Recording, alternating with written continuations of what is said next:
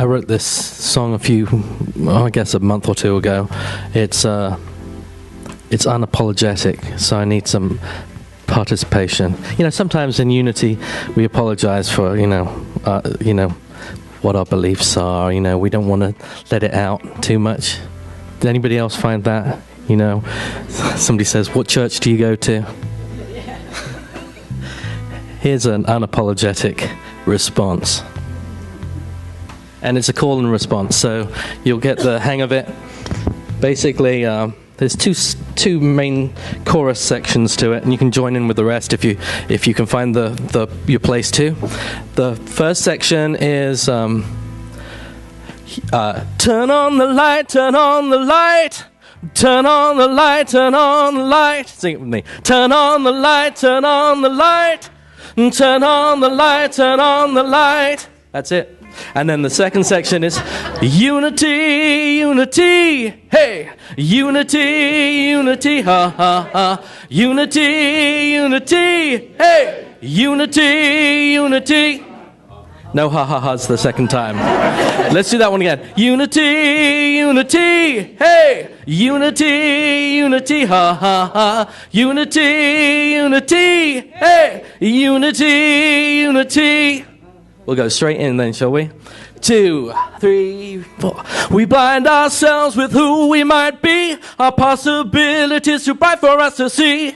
Blind ourselves with who we might be. Our possibilities too bright for us to see. Turn on the light, turn on the light. Turn on the light, turn on the light. Turn on the light, turn on the light. Turn on the light, turn on the light. We blind ourselves with who we might be. Our possibilities too bright for us to see. We blind ourselves with who we might be. Our possibilities too bright for us to see. Turn on the light, turn on the light. Clap now. Turn on the light, turn on the light. Turn on the light, turn on the light. Turn on the light, turn on the light. Bring in the light and fill your soul. Together we'll all feel whole. Bring in the light and fill your soul. Together we'll all feel whole. Unity, unity, hey. Unity, unity, ha, ha, ha. Unity, unity, hey. Unity, unity. Bring in the light and fill your soul. Together we'll all feel whole. Bring in the light and fill your soul. Together we'll all feel whole. Unity, unity, hey. Unity, unity, hey, hey, hey. Unity, unity, hey. Unity, unity. We're going to try this though. Unity, unity. Unity, unity, hey, hey, hey. Unity, unity. Unity, unity, keep going. Turn on the light, turn on the light. Turn on the light, turn on the light. Turn on the light, turn on the light. Turn on the light, come on guys, more. Turn on the light, turn on the light. Turn on the light, turn on the light. Turn on the light, turn on the light. Turn on the light, turn on the light. One more unity. Unity, unity. Unity, unity, ha, ha, ha. Unity, unity. Unity, unity.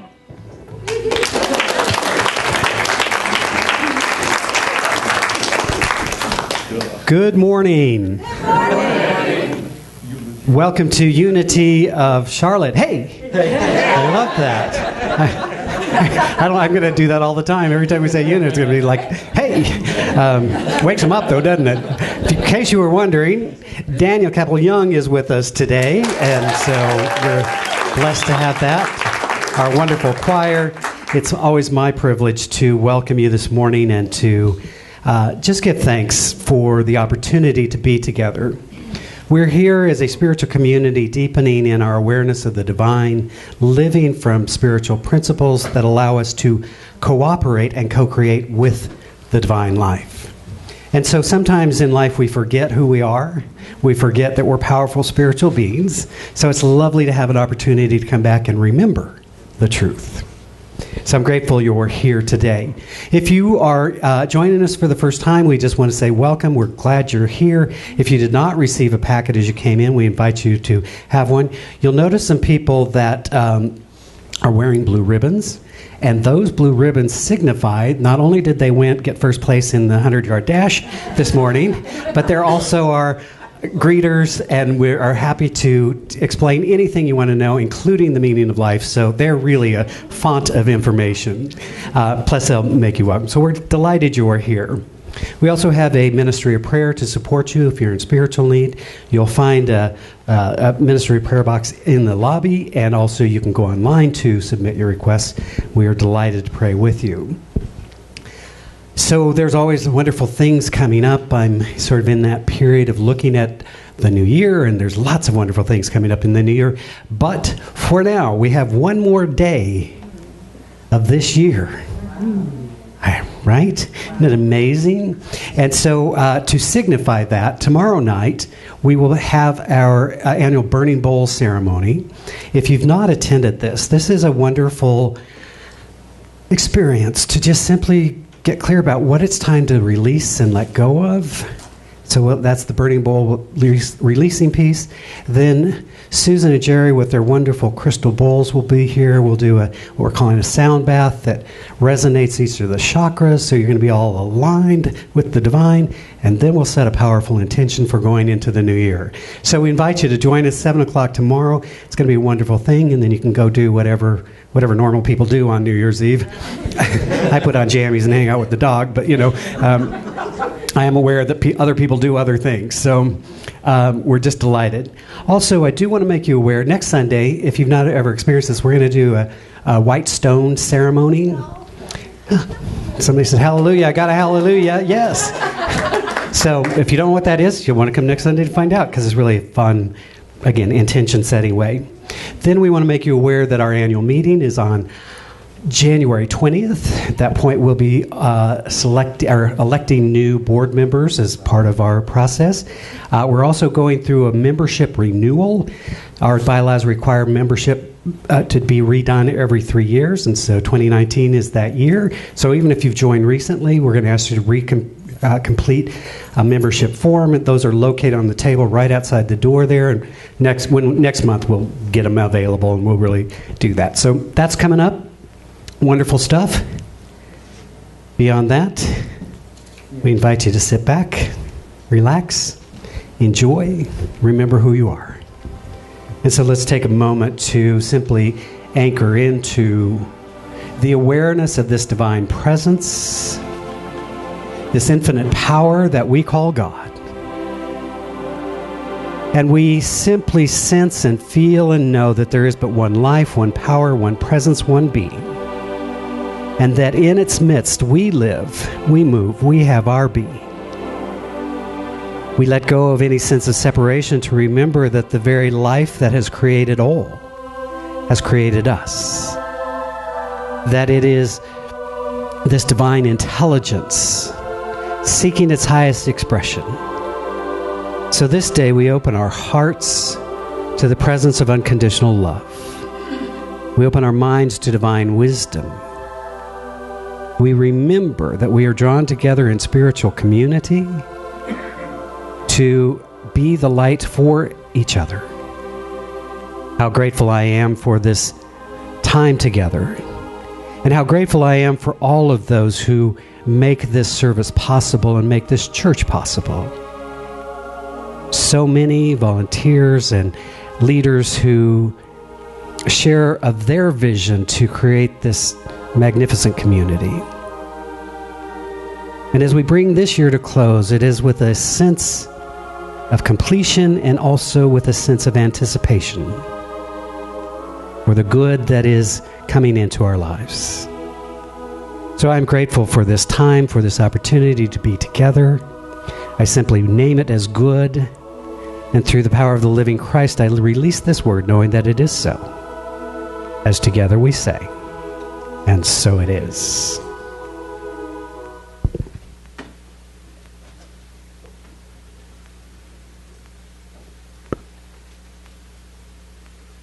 Please stand and join us.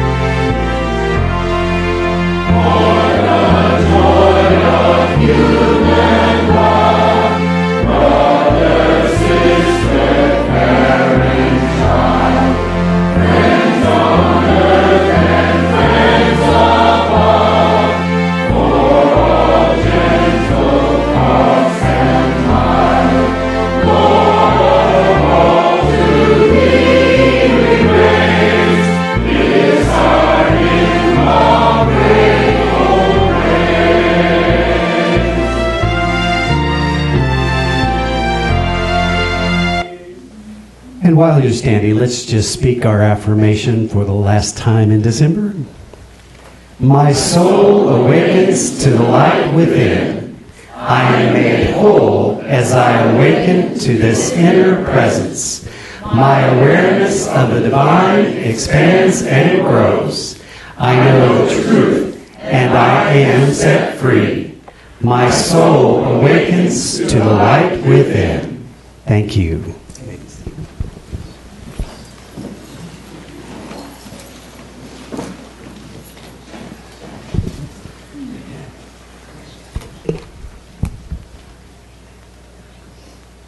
This morning's reading comes from, not surprisingly, Dr. Howard Thurman. And I do this pretty much every year. It's just such a beautiful time to remember. And so the passage is called Blessings at Year End. I remember with gratitude the fruits of the labors of others, which I've shared as a part of the normal experience of daily living. I remember the beautiful things that I have seen, heard, and felt, some as a result of definite seeking on my part, and many that came unheralded into my path, warming my heart and rejoicing my spirit. I remember the moments of distress that proved to be groundless, and those that taught me profoundly about the evilness of evil and the goodness of good. I remember the new people I have met, from whom I have caught glimpses of the meaning of my own life and the true character of human dignity. I remember the dreams that haunted me during the year, keeping me ever mindful of goals and hopes which I did not realize, but from which I drew inspiration to sustain my life and keep steady my purposes. I remember the awareness of the Spirit of God that sought me out in my aloneness and gave to me a sense of assurance that undercut my despair and confirmed my life with new courage and abiding hope. This has been a magnificent year for all of us, and I'm so grateful for the opportunity to be in spiritual community for you, with you, and look forward to what's next. Daniel?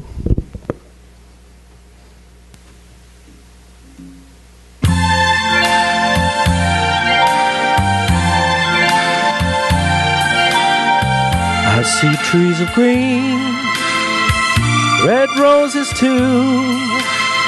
I see them bloom for me and for you. And I think to myself,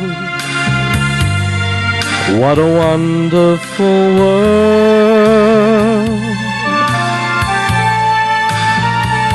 I see skies of blue, clouds of white, the bright blessed day, the dark sacred night. And I think to myself, what a wonderful world.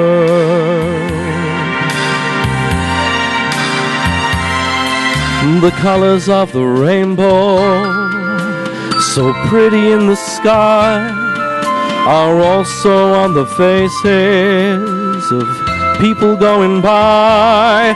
I see friends shaking hands, saying, how do you do? They're really saying, I love you.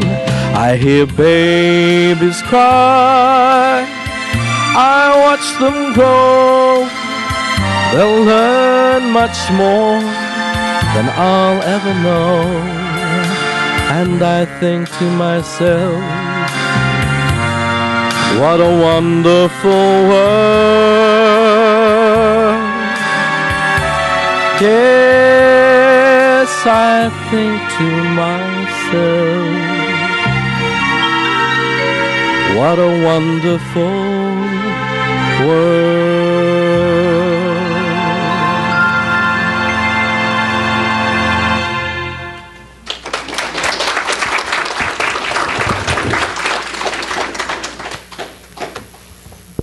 Beautiful. Thank you.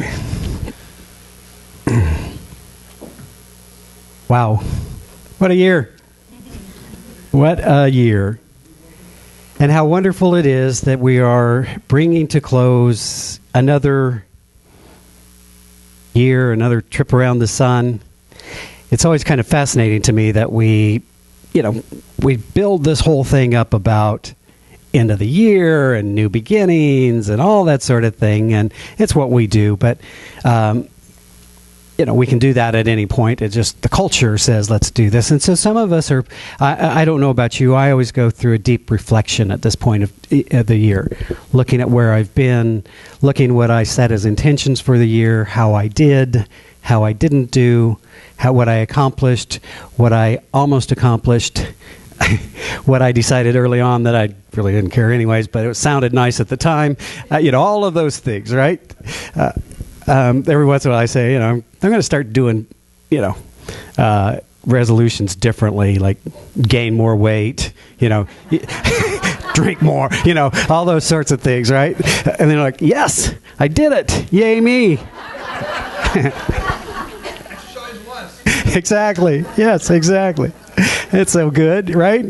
But it is a wonderful time. And I know for me personally, it's, this is completing my first year, having the privilege of serving as the senior minister of the community. And what a blessing that has been for me. And being in this adventure together of creating something new and carrying forward what has been. And it's magnificent. And like any magnificent experience, it challenges us, right? Have you noticed that? When growth is occurring in our life, it tends to be uncomfortable. Have you noticed that? Or is it just me, right? When we're growing, one of the ways we know we're growing is it is uncomfortable, it is unknown, it's unexpected. There's these things that happen because what I always like to say is what is comfortable, we talk about the comfort zone, what is comfortable is what is known, and what is comfortable and what is expected is right here. I feel comfortable here. And I say, well, I want to change my life. I want to grow. I'm going to set these goals. And that causes me to step out of that into the unknown, into the uncomfortable, so that I can expand and become the person that I want to become. And then we get into that phase and we're like, oh, this is uncomfortable. I wanted the change that would just happens, right? Isn't there a pill for this? It just happens, right? So it's all good. I always know that when I'm uncomfortable, I'm growing, and I always feel blessed by it. Eventually, sometimes I have to spend some time in pre-gratitude before I actually get to gratitude. But we are blessed as we look at the blessings in our lives that were easy to recognize. There's blessings that show up in our lives that are easy to recognize. The demonstration of what we've been praying for, the manifestation of a vision, or all of those things. Wow, what a blessing. And sometimes the blessings in our lives are those things that are unexpected. The blessings that are disguised as something else. The blessings of a breakdown, or of a failure, or of a loss.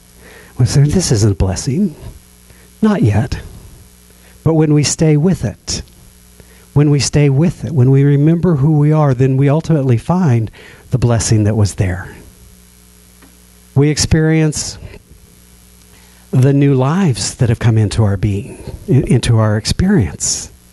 New little earth forms have joined us this last year. Some of you have showed me pictures of them on your phone, right?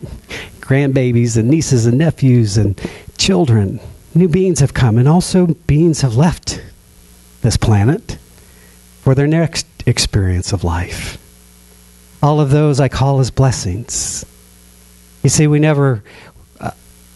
it's never easy to let go of people that we loved, even though we spiritually know that they're not their physical form, they're spiritual being, but when they actually leave the planet, there's a natural and normal grieving process that happens. And I think we do well to allow that. Allow ourselves. One of the things I realized this year is I can know more than one thing at once. I can experience more than one thing at once. I can experience joy and loss at the same time. I can experience love and anger at the same time. You see, wow, who knew? Multidimensional. Who knew, right? And so as we're grieving the loss of what has gone away, it's perfectly good. And those of us that are spiritually, or at least working to be spiritually aware, recognize that it's all, at the level of form, everything is changing. Everything is constantly changing at the level of form. Atoms are just spinning around like crazy all the time. We're spinning around on a planet. We're going pretty fast, it turns out. It doesn't feel like it because you're just like, I woke up and got out, put on my shoes and walked the dog, but I'm on a planet that's spinning around really quickly, right? Life is changing, life is evolving, life is becoming. But there's that part of us, that eternal essence, that spiritual being that we are learning to connect with, so that when the outer changes, when the form of our lives are changing, we remember who we are. And so we're learning to have an experience of something. I was reminded recently about sometimes people will talk about their illness as if they own it. Right? Yeah. My arthritis, or my this, or my that. And one of the things I've come to realize is that I'm just a spiritual being having an experience. Maybe it is the appearance of arthritis, but that's not me. I'm a spiritual being having this experience. And when I can remember that, it allows me to remain at peace. It allows me to grow. It allows me to evolve. So all of the blessings of this year bring us to this point. As I said, New Year's Eve is traditionally a time when we reflect on what has been, what worked, what didn't, what we've learned, how have we grown, what's left. And then as we move into the new year, we start to look at how do I want this year to be different? Some people sat down and write resolutions. I've got tons of them if anybody needs any of them. Right? But I stopped doing that because I realized there was something more to this process. That it's not about what do I want to do this year, or what do I want to accomplish this year, or what do I want to have happen, although those are all good. It really comes down to who do I want to be? Who do I want to be? You see, much of the world will tell us that so much of our conditioning says, if you will change your circumstances, you will be happy, you will be fulfilled, you will be all of these things. If you have more money, then you'll have freedom. If you have a divine or perfect relationship, then you're going to be happy. If you have the better job, if you have the new car, if you have the bigger home, all of that stuff, we're bombarded by that message over and over and over. And so many people are in search of making their conditions better. And then sometimes you get to that new point, and you realize this is like the old point. Bigger house, same stuff, right? So in our teaching, we would say that what we want to be looking at is how do we change at an inner level that makes those things welcome. There's a wonderful, I was looking at a wonderful book by a gentleman many of you know, T. Harv Eker. Wonderful book called The Secrets of a Millionaire Mind. Not Secrets of a Millionaire, Secrets of a Millionaire Mind. And what he talks about in that is how we all sort of have this thermostat that we have set. About how we set a thermostat, and thermostats are wonderful because they adjust the temperature. Gets too hot in the room, it cools off, or gets too cold, it heats it up. It's a wonderful thing. And so we set the thermostat, and it's lovely. It keeps us at this ideal temperature. often what we don't realize is that we have an internal thermostat. And that internal thermostat is those things that we have set for ourselves that says, this is how much good I can allow in my life. Now, he talks a lot of times in terms of money, but money's just one more of the things. But how much love can I experience? How much joy can I experience? How many, wonderful, loving, supportive relationships can I allow in my life? So he says there's this wonderful formula, and so it's very simple. PTFAR. You're welcome. So keep that in mind. So what he says is what that means is programming leads to thoughts, and thoughts lead to feelings. Feelings lead to action, and action leads to results. Simple, right? So a fun example of how he was talking about, he does these workshops and all this. There's a whole program around this. But he had a gentleman who came in, and he's like, I'm not sure why I'm here, but I'm going to take this workshop. I'm kind of making $500,000 a year. And so Bacher says to him, well, how long have you made that? And he said, last 7 years. He said, oh, okay, now I get why you're here. And so he said, okay, well, why not $2 million a year? I don't know, So anyway, he goes to the workshop, all that sort of thing. They meet up a year or so later, and he's like, I did it. $2 million. Now, he said, cool. He said, my only regret is I didn't set it for 10. And so I'm back. Now, you're all thinking, no, sometimes people think, well, that's just too much. These are clues, right? But he went on to tell the story. Part of what I kind of loved about this story is his intention for that money was he was absolutely committed to making a difference about eradicating AIDS in Africa.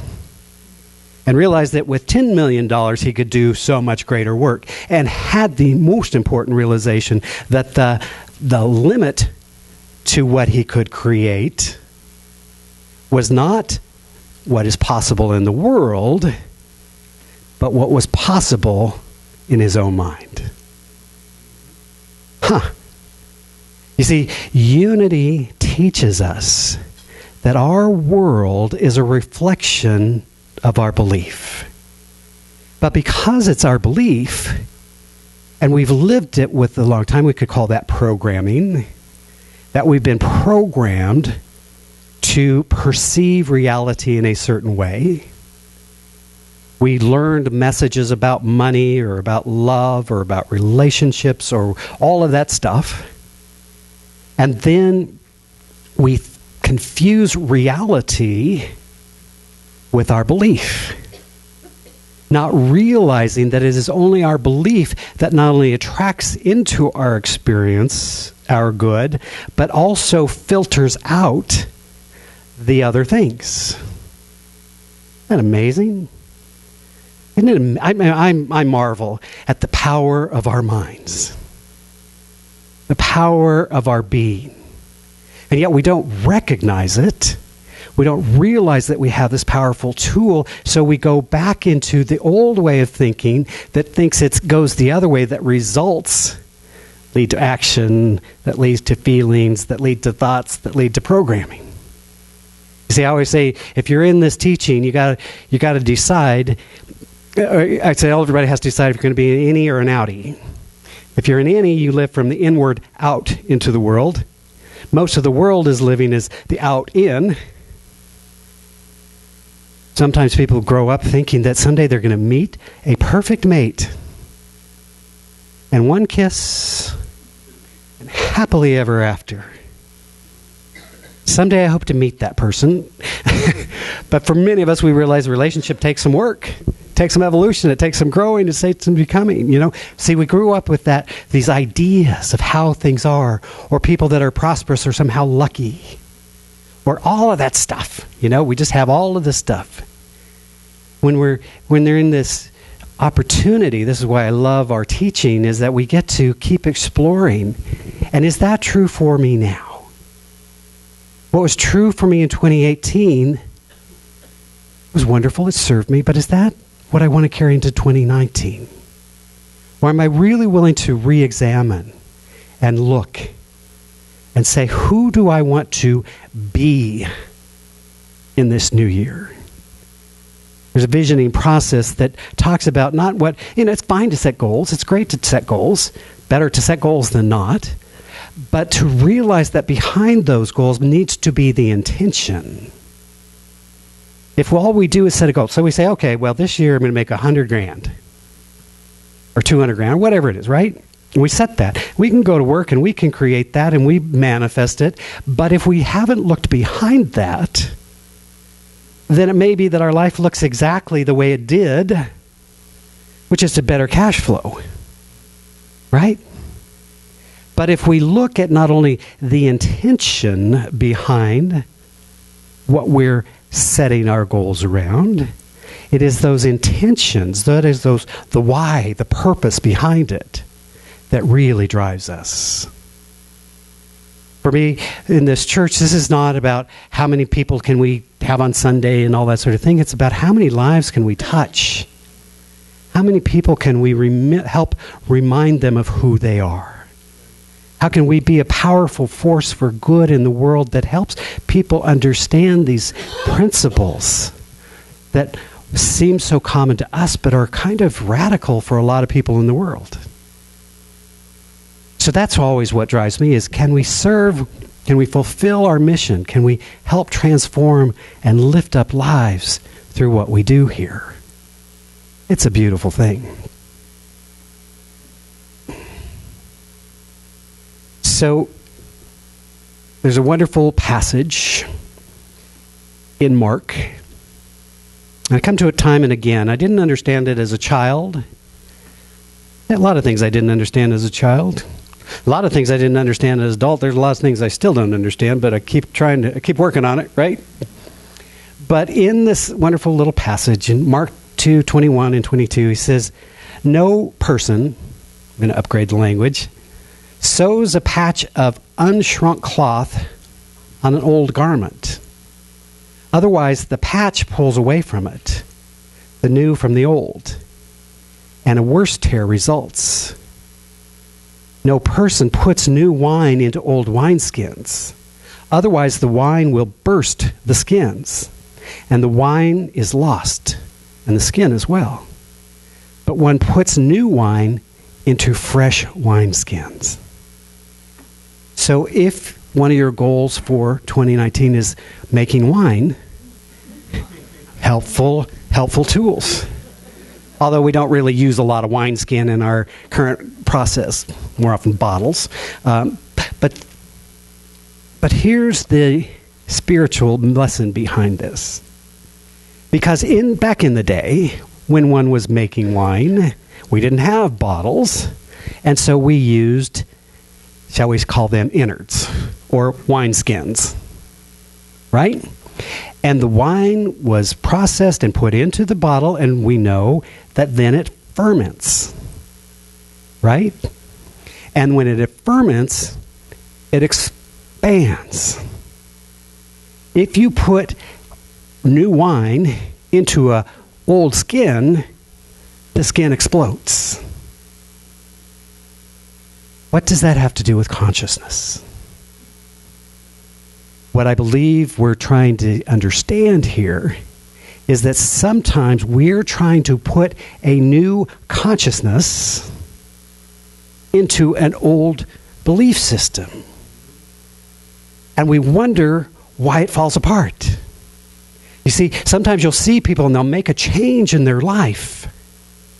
They'll lose the weight, they'll do the thing, and then you see them 6 months later and they're back to where they were, and you judge them harshly. Because we would never do that. I'm kidding, don't judge. Right? Right, because we've all done it. And what we realize is that we tried to put a new consciousness into an old belief system, and through our effort, through our will, through our sheer willpower, we can make change, but unless we have the inner transformation, we always revert back to our old way of being. right? That's what makes this work difficult. I mean, I wish all we had to do is say, here's the affirmation, say it once a day, and it's done. And then go with your stinking thinking all the rest of the day. You're cool. It's all good, right? Because you got your affirmation. In fact, if you want me to bless that affirmation, I'm available, right? Actually, that's how the Catholic Church got into trouble, because they charged for those things. But anyways, I'll do it for you for free. But it's, right? Unless we're willing to incorporate the consciousness of the affirmation into our awareness and understanding, nothing changes, right? So as I look at this year, and as I do every year, is how do I need to grow? How do I need to grow as a human being? In what way, if what they tell me is true and that my current reality is a reflection of my current belief, then I'm going to spend less time on trying to get the universe to be different, and perhaps more time on my own spiritual work, my own growth, my own willingness to allow myself to be supported. The universe delights in its self-expression. Did you know this? I want you to hear this. The universe delights in its self-expression. That is the, if you will, the cosmic force of life. That in all of the life forms, there's a divine impulsion, whether it's a seed becoming a plant or whether it's a human being becoming more fulfilled about themselves. There's an inner impulsion for life to know itself more fully. So I believe God delights in its self-expression. I believe this divine presence delights when we wake up, when we are living fully. Now, sometimes we have to let go of some programming. Sometimes we don't want to be the first person in line. Because whatever. Whatever, right? Because nice people would go, right? You see that. But so you just start looking at, okay, why is this? Who said? Who said it was so, and is it still true? A lot of things that we've gained, the knowledge we've gained along our lifetime, have helped us. They served us. Sometimes we were threatened by reality and we found defensive systems that helped protect us. I certainly did. As a young child, I developed defense systems to protect me from what was happening in my world. The problem was when I was 30 years old, when I was still playing out those 10-year-old beliefs, it was no longer a protection, it was a limitation. As an adult, what does it say? When I was a child, I operated like a child, and when I became an adult, I operated like an adult. I learned to take responsibility for my life being exactly the way it is. I learned to take responsibility for both the good that was showing up and the seemingly not so good. And I also got to know that if I didn't like it, I could change it. Or I could learn to love it. Sometimes that's the blessing as well. Right? I say that all the time about how when we recognize, when we go into prayer, and we know spiritual truth and reality, one of two things will change. One is the circumstances will change. Two, our perception will change. And sometimes the greater healing is the shift in perceptions.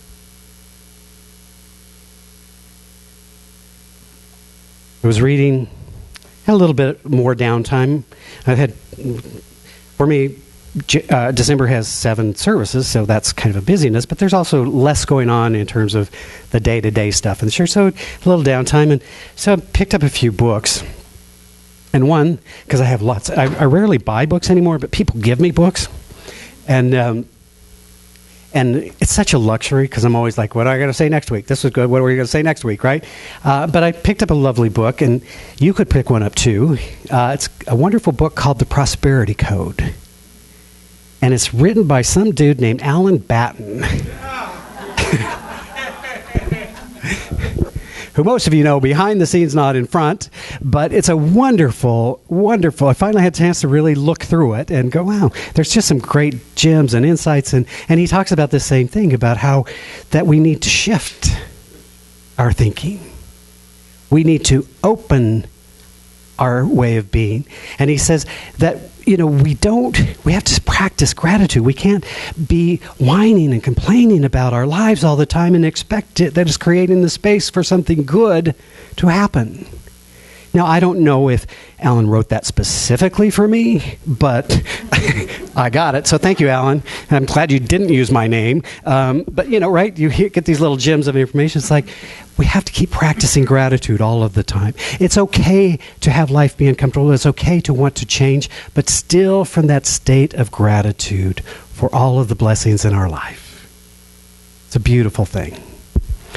So, my friends, I'm excited as we move into this new year. I'm visioning and envisioning a lot of things, and we're having a lot of conversations about what's next for us as a community. And how do we further our evolvement into this mission-centric idea that we started 2 years ago before I was even here. And that vision that I stepped into and then have been shepherding into the next phase. That we're on track in many ways for what we're creating, that is a dynamic community that is not bound by one person, but is emanating through all of us with a shared vision and mission, how we can make a difference in the world. Very, very wonderful. So I'm looking forward to being complete with this year. Looking forward to tomorrow night as we really formally transition, when we release that which no longer serves us, die in our chakras, and we set a new intention for what is next. Having said that, I want us to realize and remember that much of our spiritual growth is about letting go, releasing. That old programming will not serve you in getting what you want now. So, we may want to reprogram. We may want to adjust the thermostat. We may want to spend more time in spiritual practice, remembering who we are and living from that state. It's going to be an amazing year. Let us pray. As we simply recognize and acknowledge this one life, this one power, this divine something, whether we call it God or the 10,000 other names, we realize that there is a presence and a power that is expressing itself in, through, and as all of creation, that is expressing through all things. And so we open our hearts to who we are. We allow the words of the master teacher, Jesus, and indeed the others, to recognize that there is indeed a Christ presence within us. It is the wholeness and fullness who we are. And as we've been celebrating this season of light all month long, we are reminded that we are here to allow our light to shine brightly.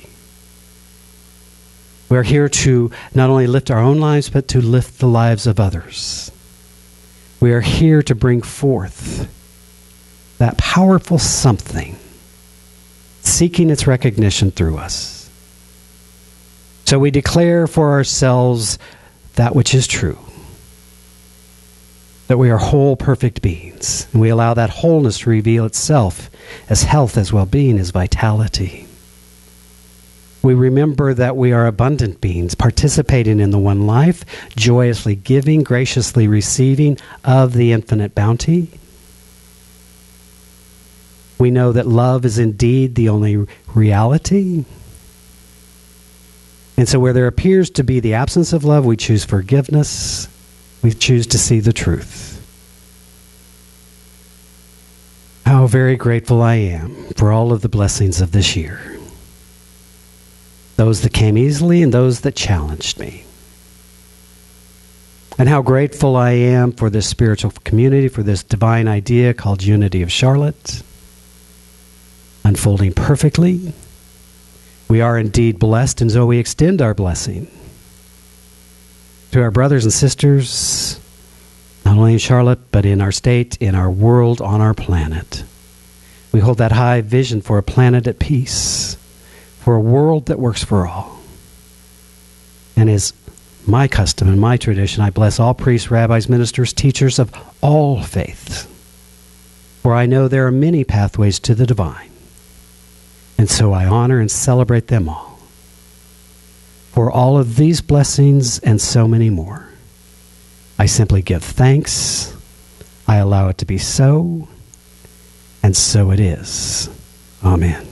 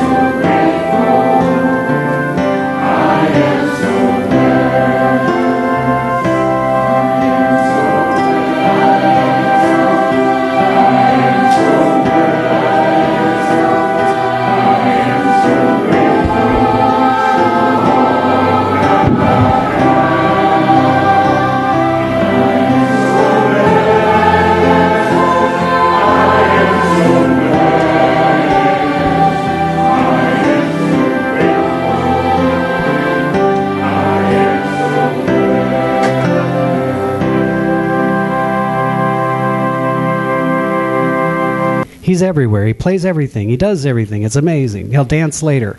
Actually, there are more YouTube videos of me dancing than anything else, I think. There's a guy who, he actually is a musician, and he catches me from the stage dancing to his music. And so if you look me up on YouTube, that's what you'll find. But you'll also find some of my music, and I'm setting my intention for 2019 to expand my music on the web. So if you look me up, I've got a YouTube channel. My name is Daniel Kapel, K-E-P-E-L. And if you are on Facebook, you can friend me at the same name, Daniel Kapel. That's my music name. Who here came from maybe another religion or faith or another church? Right? Did you guys all grow up in unity? No. Can you hear me? Okay, so who here came from another church when they grew up as a kid, and and from another way of thinking, right? So this is a song that kind of includes some of those thoughts and our new way of being, our new wineskin.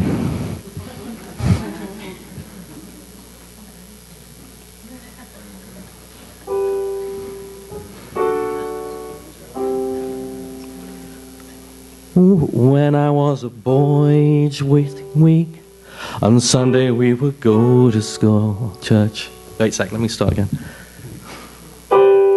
So piano is kind of a new thing to me, so it's, here I am. When I was a boy each week, on Sunday we would go to church and pay attention to the priest. He would read the holy word and consecrate the holy bread.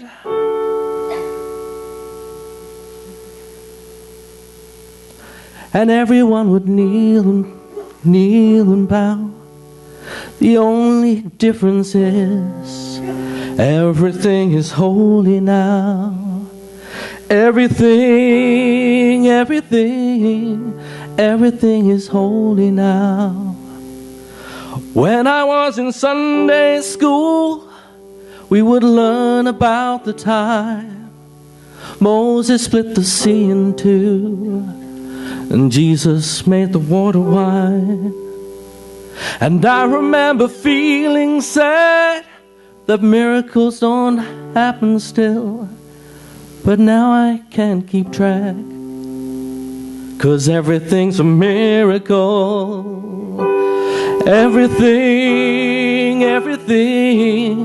Everything's a miracle. Wine from water is not so small, but an even better magic trick is that there is anything here at all. So the challenging thing becomes not to look for miracles, but finding where there isn't one. When holy water was rare at best, it barely wet my fingertips. But now I have to hold my breath like I'm swimming in a sea of it. It used to be a world half there, heaven's second-rate hand-me-down. But I'm walking with a reverend there, 'cause everything is holy now. Everything is holy now. Read a questioning child's face and say it's not a testament. That would be very hard to say. See another new morning come and say it's not a sacrament. I tell you that it can't be done. This morning outside I stood, I saw a little red-winged bird shining like a burning bush, singing like a scripture verse. It made me want to bow my head. I remember when church let out, how things have changed since then. 'Cause everything is holy now. It used to be a world half there, heaven's second-rate hand-me-down. Now I'm walking with a reverend there, 'cause everything is holy now. Everything is holy now. Everything is holy now.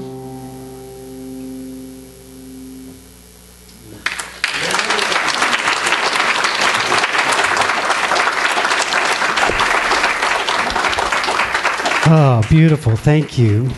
One of the blessings of this year is that you and Paul have come into our lives and part of our extended family.